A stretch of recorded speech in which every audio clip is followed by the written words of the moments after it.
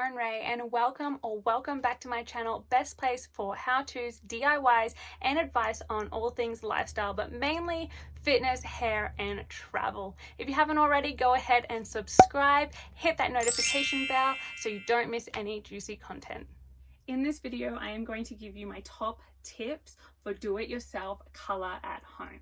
So let's jump in. Leave a few days after your wash before you color your hair. This is going to ensure the natural oil buildup through your hair, and it's going to actually protect your scalp of any harsh chemicals that you may or may not be putting on your hair when you color it. On the day of coloring, brush your hair, but don't brush your scalp. That's actually going to irritate your scalp. And if you're going to put harsh chemicals such as bleach or high developer on your scalp, this is going to cause irritation, rashing, or anything like that. But you also want to brush out your hair so you're not dealing with tangles throughout the coloring process. You definitely want it to be brushed so it's nice and easily manageable. Applying a oil or a lip balm around the hairline to ensure that when you're painting on your color, it's not actually going to stain your skin.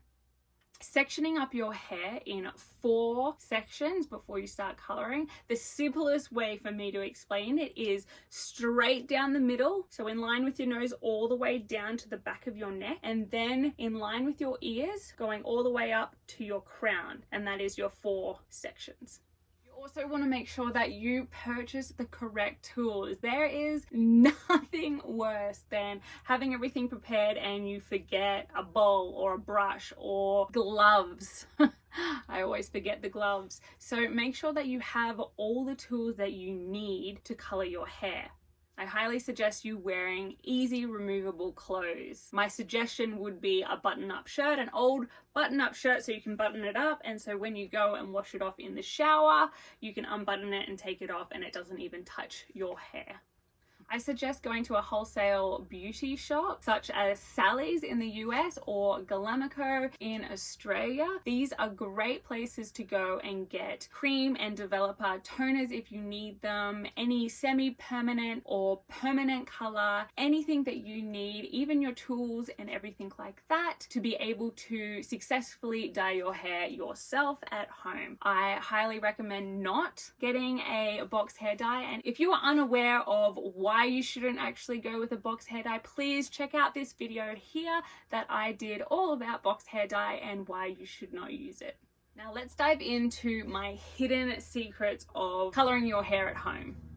Do not skip the strand test. Please guys, do not do this. Make sure that the night before that you think that you're going to color your hair, or the day before or whatever, grab a little bit of your hair from the back, from a section that no one's going to see it. If you cut it off and do a strand test. Use the color on that strand and see what is actually going to happen to that hair. Also, skin test. If you are using chemicals or anything like that, you should always apply it to your skin and make sure that you're not having an allergic reaction to it. So these tests are crucial, guys. Do not miss them, okay? The day before, the night before, strand test, skin test. Make sure that the desired color that you want is actually going to turn out, as well as make sure that you're not going to have an allergic reaction to any of the chemicals that you are going to be putting on your hair. Picking the correct color for your desired result. For coloring your hair at home, you do need to have a little bit of an understanding about color, especially if you are going to lighten, you want to add texture, you want to add dimension, maybe you want to do a color correction. All of these things you need to have a little bit of understanding of color and how it works, what developer to use, what color to pick. If you have no idea about all of this and you really want to dye your hair at home yourself, please go check out this video here. I dive deeper into the basics of color. This video here is going to educate you in the basics of the science behind color and give you just a better understanding of what you may need to do to achieve your desired result.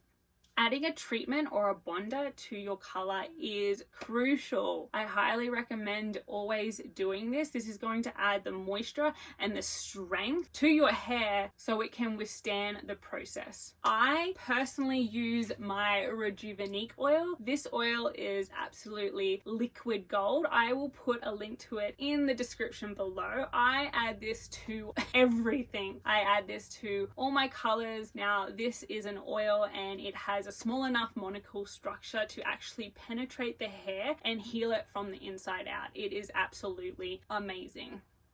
Now, doing your hair at home can be scary. I am a hairdresser and I have been doing my hair at home for years, and I still have little nervous breakdowns and overreactions and all of that. So I suggest if you are going to dye your hair at home yourself, be prepared. Have someone there to help you. Do your research and make sure that you're not just going in blind. Check out these videos here to understand a little bit more in depth about color and one of my color correction hair transformations that I did on myself. I am also so excited to let you guys know that I am launching my 8-week lifestyle challenge. It does kick off on the 1st of May. This is going to be everything to do with improving the quality of your life. From new workouts each week, nutrition advice, beauty hacks, mindfulness and meditation, yoga classes, everything that you could ever want for transforming your life in a simple, easy way on our 8-week journey together. I would love to have you guys be a part of it. So make sure that you subscribe, hit that notification bell so you don't miss any updates, and I will see you in the next video. Bye. I highly suggest you